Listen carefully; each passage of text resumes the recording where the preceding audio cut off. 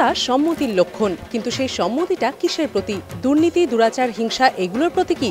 এবার সেই মৌন মানুষদেরকেই বার্তা দিতে চক্রবেড়িয়া সার্বজনীনের ভাবনা নির্বাক। চলে এসেছি তাদের শেষ মুহূর্তের পুজো প্রস্তুতি দেখে নিতে।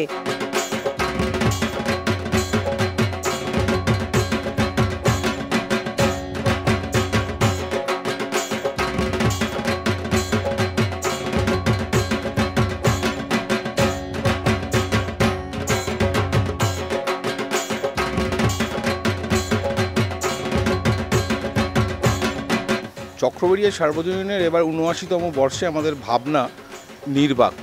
শিল্পী মানস দাসের সামগ্রিক চিন্তায়, ভাবনায় এবং কারুকার্যে ফুটে উঠছে আমাদের সামগ্রিক মণ্ডপ। আপনারা যখন আমাদের মণ্ডপে প্রবেশ করবেন তখন দেখবেন আপনার ডান দিকে হয়তো গান্ধীজি, বাঁ দিকে বিবেকানন্দ, ডান দিকে শরৎচন্দ্র চট্টোপাধ্যায়, বাঁ দিকে বঙ্কিমচন্দ্র চট্টোপাধ্যায়, কোথাও রামকৃষ্ণ পরমহংসদেব, কোথাও বিবেকানন্দ।